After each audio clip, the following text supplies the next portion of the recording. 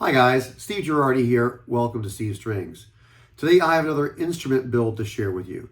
This is my 25th build, and this instrument was built for a fellow YouTuber by the name of Maria Calfa-DePaul. And this instrument was built in honor of her dad, Frank Salvatore Calfa. Frank was a self-taught woodworker, and so I try to tie in some woodworking features into this. I'll kind of show those to you. Like myself, Frank was also an Italian-American. And there are also some features tying into his heritage there as well.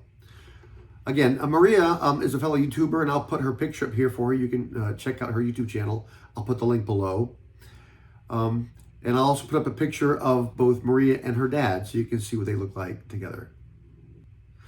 Let's go ahead and go over this instrument. We'll start off by taking a look at the headstock. And you can see here, this is has a kind of a unique kind of a shape to it. In fact, for those of you who are familiar with D'Angelico guitars, you see it's similar to that.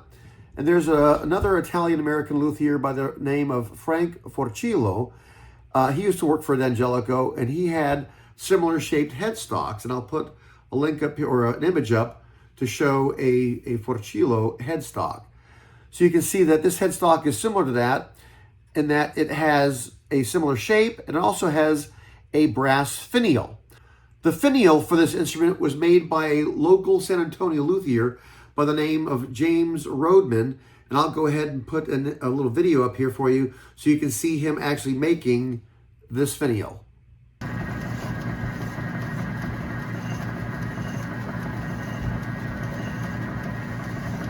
You can also see in this headstock that this has this inlay, and hopefully you can see that. This inlay is a subway token from the New York City Transit Authority. And that's because Frank Calfa worked for over 30 years for the New York Transit Authority. Now you can see this headstock has a dark wood as a sort of a plate on it, but it has a paler wood. You can see the headstock is made of poplar. The neck of this is made of alder, and the fretboard is made of poplar. And you say, wait a minute, isn't poplar a light wood? And typically it is. In fact, these position markers are the typical sort of pale colored poplar that I have inset into this darker colored poplar. The 12th position marker here, you can see, is kind of unique. It's a sort of a darker wood. It was a piece of scrap that I had. I think it's maybe mahogany or some other tropical hardwood, but I didn't think it stood out quite well enough in contrast to the darker fretboard, so I put those two little dots on it to make it stand out.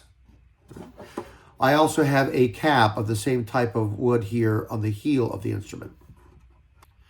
The sound holes for this instrument, you can see, are an F hole and a C hole. And I saw that when violins were first being made, many of them had like C-shaped holes, and then later they got F-shaped holes. Well, since I was building this in honor of Frank Calfa, I used one of each. You can see here I carved a sort of a comfort curve into the heel, or into the side of this. And to do that, I basically put a piece of oak inlaid there, and I just got out my rasp and beveled this away to kind of give that comfortable shape there so it doesn't cut into your arm. You can see I also have a built-up heel on this with a strap button here and also a strap button here.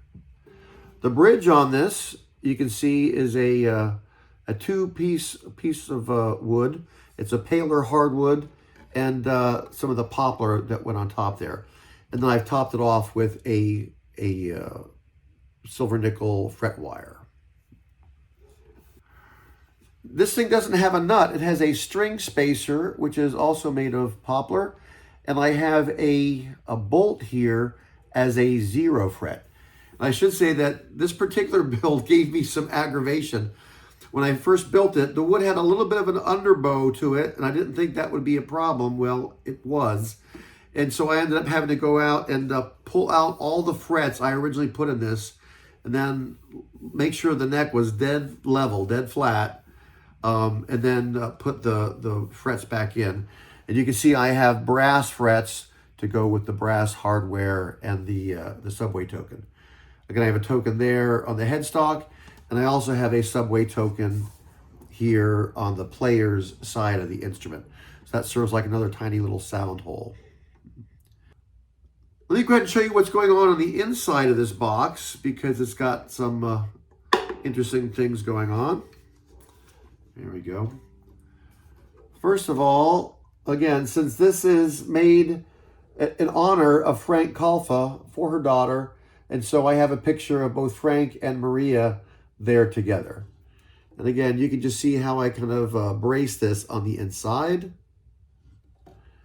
And again, this box is a Fink's cigar box. Fink's is a local cigar store here in San Antonio. So that's a rundown of the build. You can see here, this is an acoustic guitar. I don't have a pickup in it. Maria specifically said she wanted to be able to play this acoustically and not electrically. So let's go ahead and see what it sounds like. And I have this tune GDG.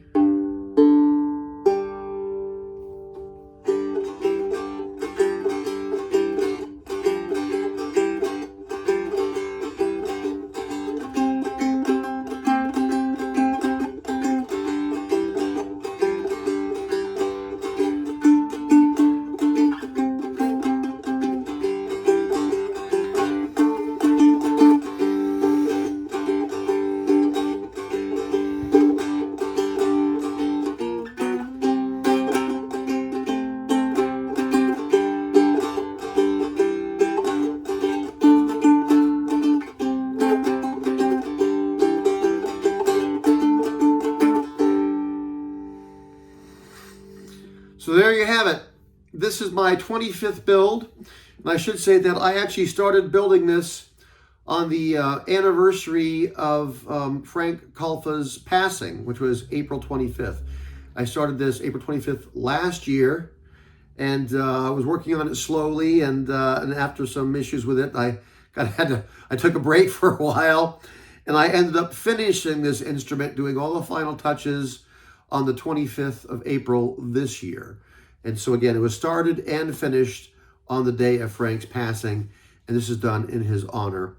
And the other thing I forgot to mention here is that I asked Maria to give me some of Frank's tools to work with on this build, and she sent me a couple of things, one of which she sent me these screws that came from Frank's, workshop or workroom. And so I incorporated those into the build, and she also sent me some of his tools. And she sent me one of his screwdrivers, so I used this screwdriver in the build, and also some of his pliers. I also used those in the build. So through this connection, hopefully Frank was part of this building process. So there you have it, build number 25, an instrument made for Maria Calfa-DePaul in honor of her dad, Frank Calfa. If you like today's video, please give a thumbs up. If you'd like to see more of the instruments I build or the reviews or other videos I do, please subscribe. Thanks for watching.